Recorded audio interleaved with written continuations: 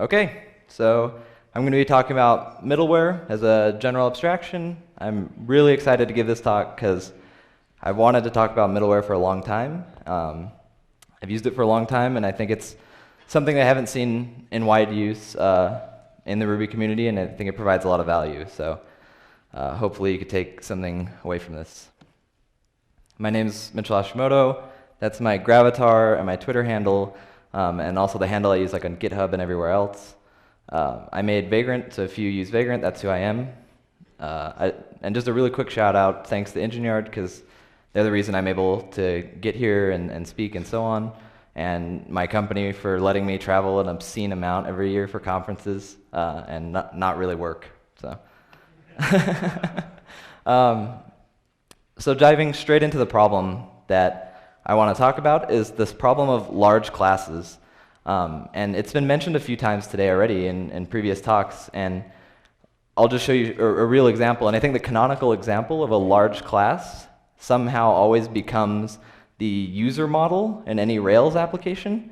And it's because users are important to a dynamic web application. So I just went and I thought of some high-profile Rails site, and I thought of Diaspora, that distributed social network thing. And I looked at their user class, and this is, you're not going to read any of it, it's like tiny font, but I'm just going to page through the class, and you're going to see what we have. So here's page 1, page 2, page 3, page 4, page 5, and so I could keep going, but at this point, we're about 30% through this class. So this is 30% of the way through. And this isn't like an isolated case. I worked for 4 years as like a Rails developer, and somehow this happens to models.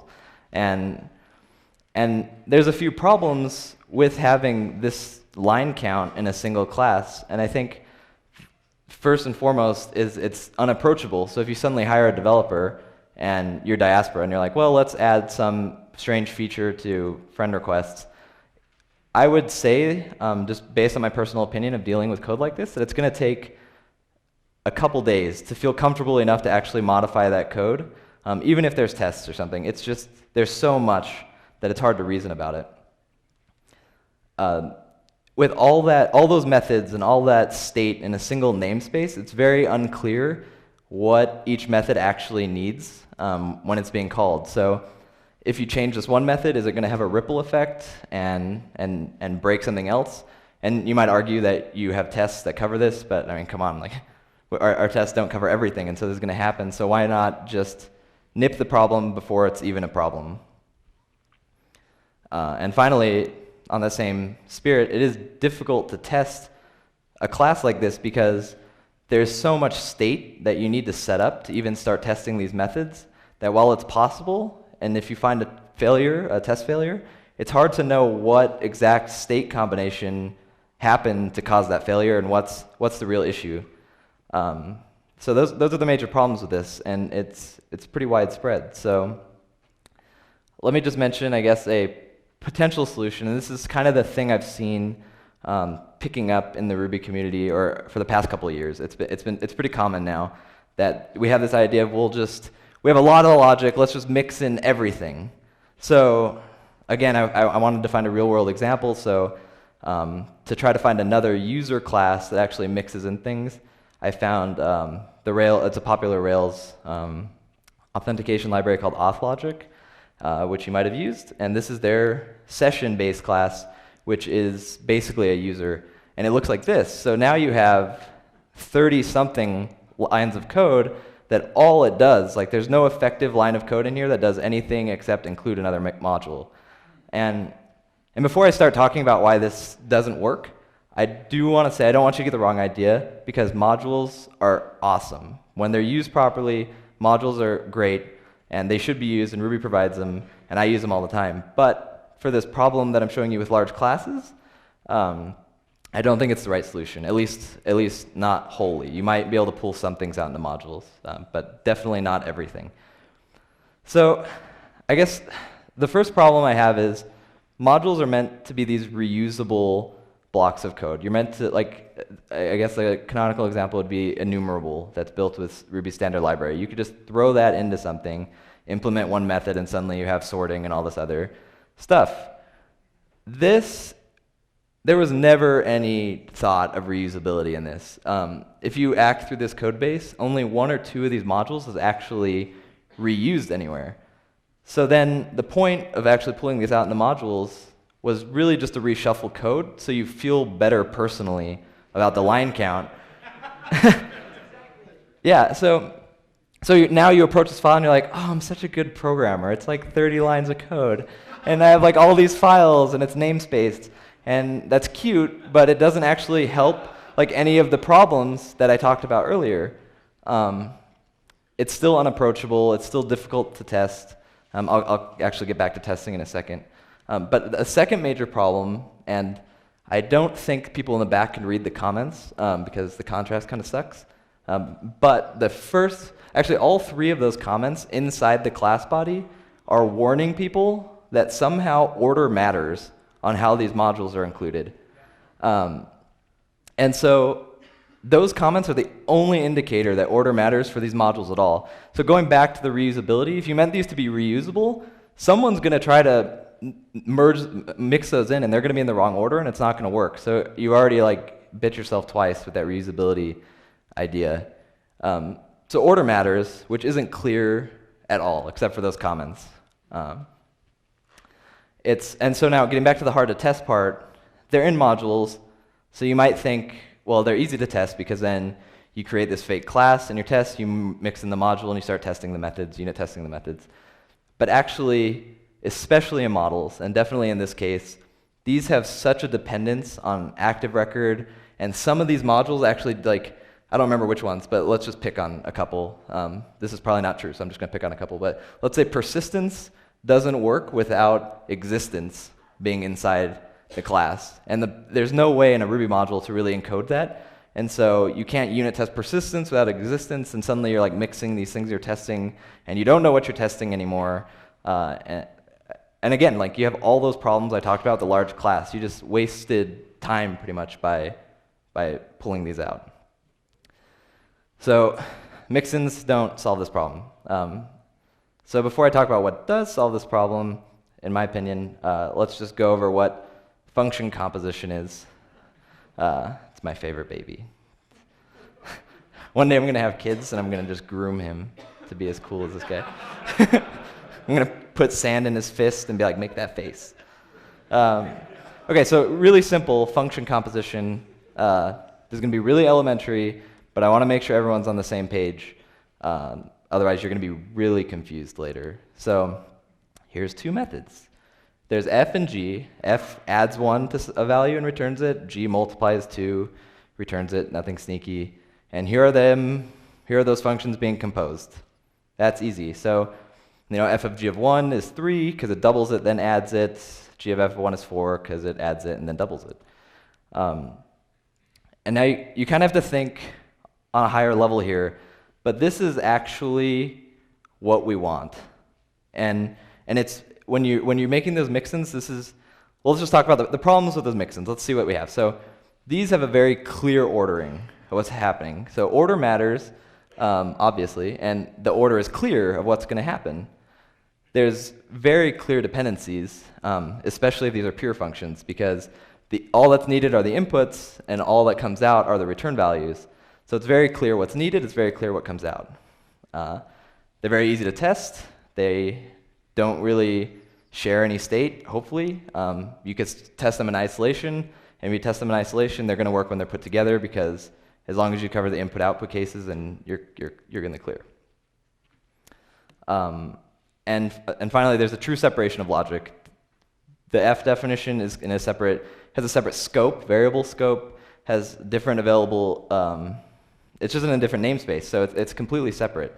And these 3 things are what we kind of want when we're dealing with all this logic.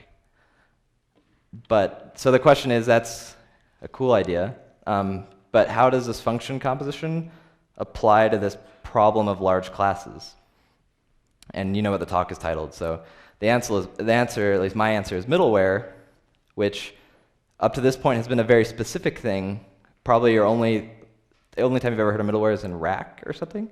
But it's a general purpose tool, and I'm going to show you it used in a variety of contexts. Let's first start by, I hate doing this, but can I just see who knows what middleware is? Or who, flip that around, who doesn't know what middleware is? Oh, that's impressive. Actually, okay, cool. Normally, it's like half the room doesn't know what middleware actually is. So this will be pretty basic, but middleware came from Python. I think this was the original where it started. But the WSGI interface proposal is basically the Python version of Rack, and they saw middleware as this cool, novel trick. It's not a trick, novel idea for dealing with request processing. Because when you're processing a web request, what's actually happening is the web request comes in, and you want to do things while it's coming in, and then you want to actually process it, and then you want to do things as it's going back out. Some of the examples, what you might want to do before is like URL rewriting. Some of the things you might want to do after is analytics and storing how many 200 response codes versus 300 response codes and so on. So back to Ruby, using Ruby as the example because they're both implementations of the same idea. This is what building a Rack middleware stack looks like. It has this little DSL, which is nice, and you just use each middleware, which is a class, it's usually a class. And when a request comes in, it starts going down this stack. So the request will come in, it'll hit middleware example, then it'll hit the next one, and then it'll go back up the stack. So Rack show exceptions is actually the last middleware hit before a request is processed, and the first middleware hit when the response is coming back out. And let's just look at a middleware to see how simple they are, because they have a very easy interface. This middleware example thing, the interface is you have an initialize constructor and a call method. And the initialize method takes an app, which is actually just the next middleware to call, and you just store that away. And then it's called call with this env thing. And you can think of env as just a big, giant state bag. It's just a giant hash that you're allowed to throw anything into and modify anything in there. And that's kind of how data is passed around. And then, so now, when call is called, you start doing the things you want on the before side of when the request is coming in. So this is when you would do URL rewriting, authentication, and so on. Then when you're ready, you do an app.call, and this doesn't recurse into this function, but it travels deeper into the middleware stack. And so you can imagine that call is being called, and it calls call, and you're going deeper. Eventually, you pop back out, and you're after the call, and you could start doing post-processing on whatever you want. And yeah, so it goes down the stack. This slide doesn't make sense. So that's cool. Now you know what middleware is, the concept is. But why is middleware actually cool and useful? The first thing is the ordering is extremely explicit. So when you have this rack builder thing, you know that no matter what, unless you do something extremely inhumane and crazy with Ruby, because I'm sure there's a way to do it, but almost no matter what, it's going to go down in that order and come back up in the opposite order every time. Modules, you don't really get that clarity. There's visible dependencies if you look inside the middleware class. So if we were writing some basic URL rewriting middleware where we have, imagine the path is actually the HTTP path coming in. And if it's foo, then it rewrites the path to bar and then continues on. It's clear to see that is its dependency. It depends on some path thing existing in the state bag. And Ruby is extremely dynamic, so it's hard to do any real, it doesn't have a real compile phase, so it's hard to deal with any compile time checks of this. But I've also played with implementing middleware stuff in a language with an extremely rich type system like Scala. And while I would never use it in practice because it turned out insane, I was able to get compile time verification on the state that's being passed around, which is pretty cool. Middleware is extremely easy to test. Again, looking at this example, if you wanted to test this, you have one real method that you pass in the state of the world, and you just verify that the state of the world is okay afterwards. And of course, in real in real practice, there's going to be side effects in some of your middleware, but you could, the drivers, the things that are doing the side effects should be part of the state, and you could easily use mocks for that. And Gary mentioned earlier Growing Object-Oriented Software, and that's a really good book, and it'll make all this really easy. So here's like an example test of that thing. It's just like, here's my before state, I call it, and I assert my state afterwards is what I expect. And it's easy. And you also, so these are the same benefits, these three that I mentioned are the same benefits you get from function composition as well. So at this point, it's kind of like a superpowered function composition with objects instead. But you also get one more benefit, which is these are extremely extensible. You just subclass them. So if you have middleware, you could just subclass them and change the behavior, like good object-oriented stuff. So Vagrant. Vagrant's, if you don't know what it is, it's basically, that's the URL, but it manages a virtual machine lifecycle. And so it'll bring up a virtual machine, it'll configure it, it'll provision it with Chef or Puppet, it just handles all of that.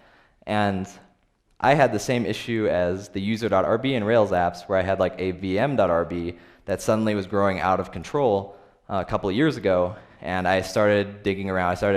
I went really deep, and I was reading like functional programming papers and all this stuff, trying to figure out, like, someone had to have figured out something to solve this problem. But the answer I came upon was just using this middleware. So as an example, one of the commands Vagrant has, it's used kind of like Git has git add, git commit. Vagrant has Vagrant and then action. In this case, suspend, which is a relatively simple command, which just suspends the running virtual machine. And this is the actual way it's implemented inside the Vagrant source code. So it looks very similar to Rack. I implemented it almost, I mean, there's definitely some line copy from Rack, but you have a builder and you start using middleware, and it goes down, and instead of passing a request down the middleware, it passes a virtual machine down the middleware, and then it comes back up. And so let's just look at one of the middlewares just to see what it looks like. It should look pretty familiar. Here's the middleware that's in the general namespace. It means it just does something general that validates configuration. It comes in with a call. It depends on the state, which is whether validation is even enabled or not. And if it is, it does a validate. And the exclamation point in the validate means something scary might happen, and the something scary that might happen is it might raise an exception, which is how error handling is done in Vagrant. And so it validates, and then it continues on. And that's it. And all the states in there, easy to unit test, easy to write, easy to reason about. Oh, nice, I went through it. See, call, call, call. So let's look at one more, because I want you to see one that actually touches virtual machines.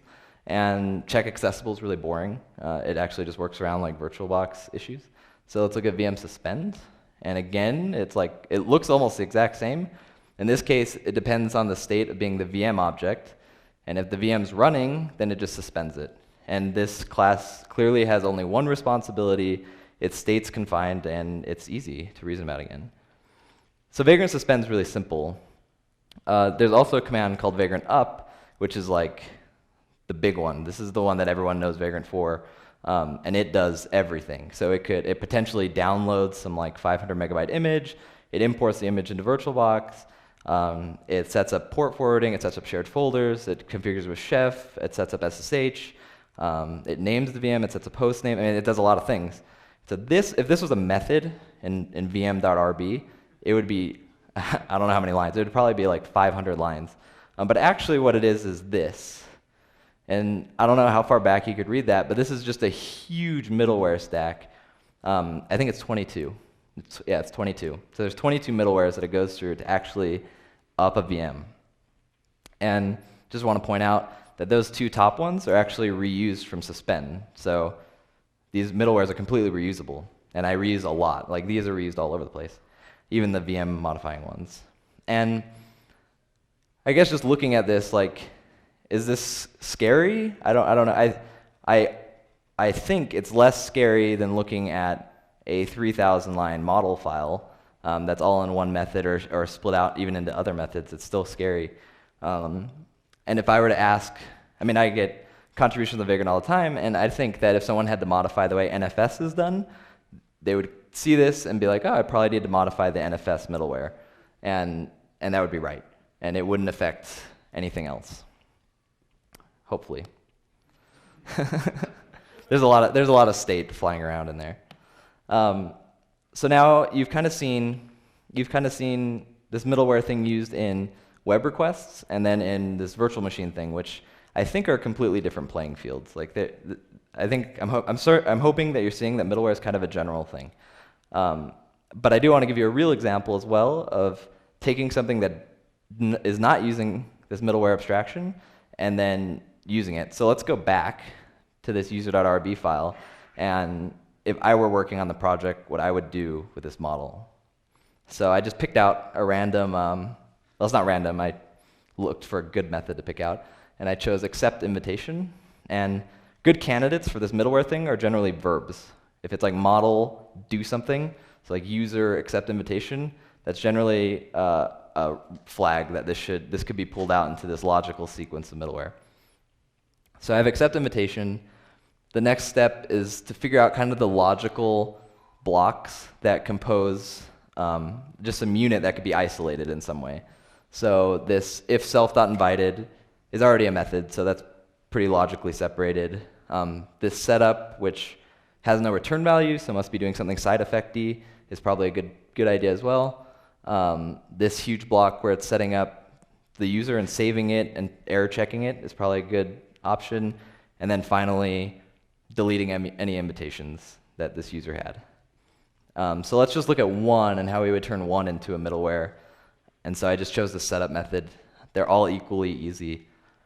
The setup method looks like this, and the middleware version of this method looks like this, which is pretty similar if you look at it. So basically what I did was the original setup method depended a lot on self. That's the state it depends on, and the self is a user thing. And the first thing you want to do is figure out what state it depends on, and depend on that being in the environment state bag. So self is now user, which comes from the user option in the environment. All the options turn into M things as well.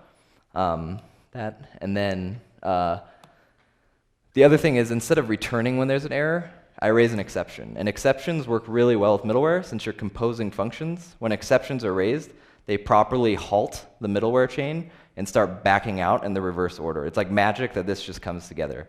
Like you just get this good thing for free. And yeah, so you just raise an exception. And in the end, accept invitations looks like this instead of what it looked like before. And I think that's much clearer because now they're separated into specific steps. This is definitely reusable. This like setup user thing could be used for the sign up. Set password could be used if the password's changing. And the way you actually, I've been showing you these builders. The way you actually usually use them is you have some method that runs them. So in Vagrant, I have this run method that you give it a named builder and it runs it with the state to give it. But you can do it any way you want.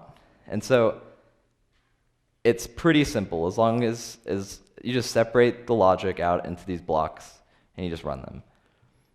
So then you've kind of seen now, web requests, VMs, and user model, which now are three totally different things. So the important question, though, is when and where is middleware the right answer? Because middleware is just another tool in your tool set. It's not supposed to be some savior of abstraction.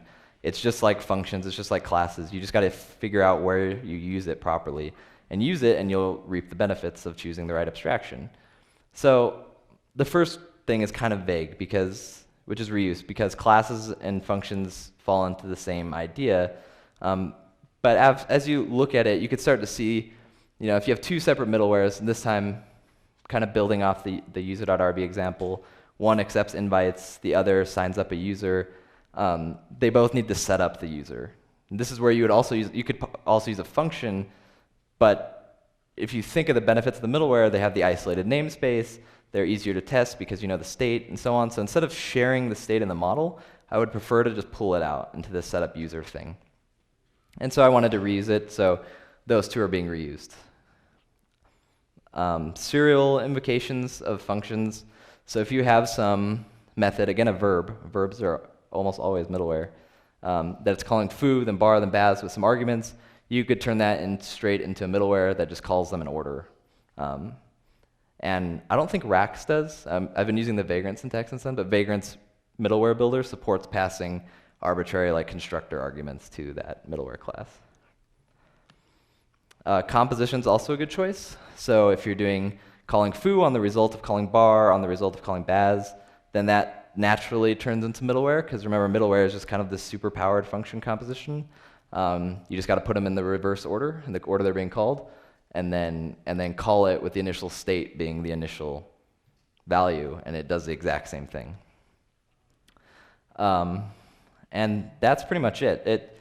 It's really figuring out when it's the right tool for the job and using it, and it's really fun. And so there's a lot of other cool things that middleware could do. Like I would love to show you how Vagrant does error recovery with middleware. That's a fun thing, but I ran through this talk a few times and I'm always bumping straight up against the time limit, so I pulled it all out. So at this point I have 4 minutes or something, so I'll just take questions. And Michael Jackson.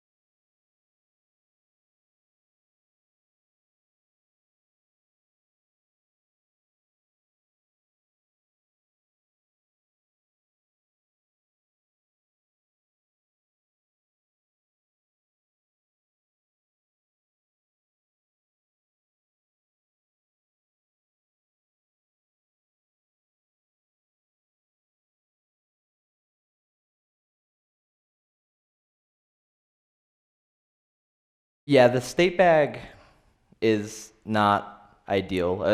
I'm not a big fan of it, but it works. I've played around with, I've had like branches on Vagrant multiple times where I've tried to add more constraints to the middleware, where they'll even explicitly say like, this middleware requires these specific arguments, and if during the run dynamically, if they're not satisfied, it throws a like unsatisfied requirements exception. It turned out really complicated. It worked, but it turned out really complicated, and I just reverted it all. But so I think, yeah, you could add more constraints. It's a general thing. Rax is pretty simple to understand. Vagrants is really simple to understand. So you could add more to it, but I think this is the most general approach to the idea. You could shoot yourself in the foot this way. Yep.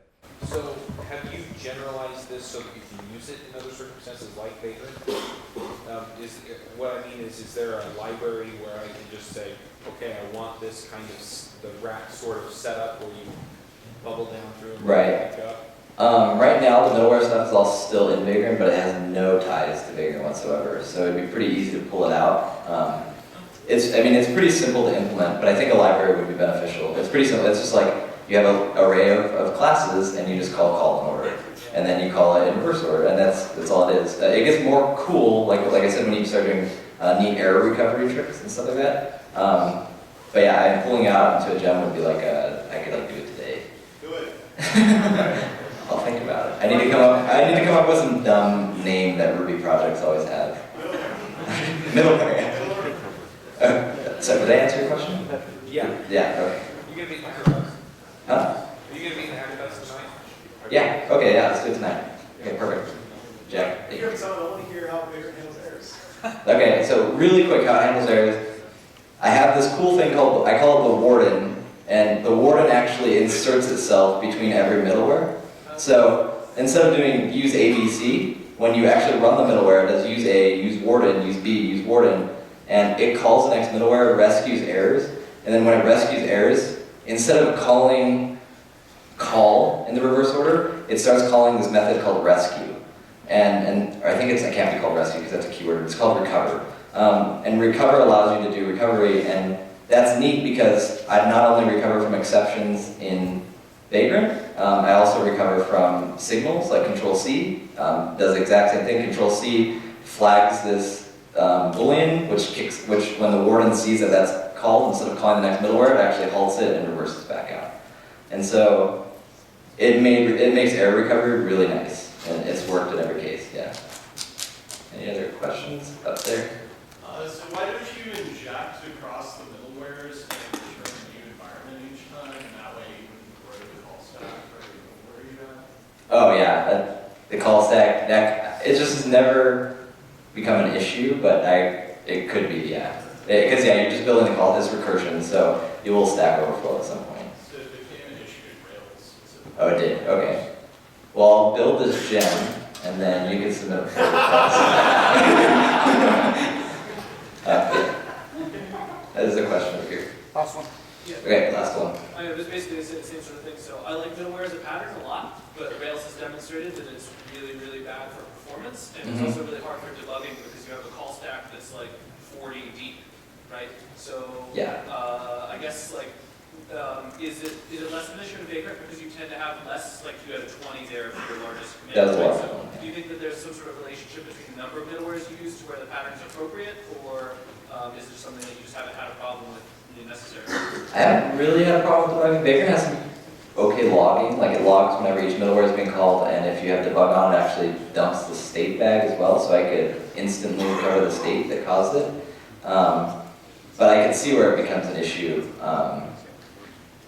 I don't know. As long as it's isolated out, luckily the call stack does contain it's not some magic anonymous function where it's masked somewhere. It actually has a file and line number, so you could go to where it happened. But I don't think it's any harder than say function composition or any other thing. But, that's it. So thank you very much.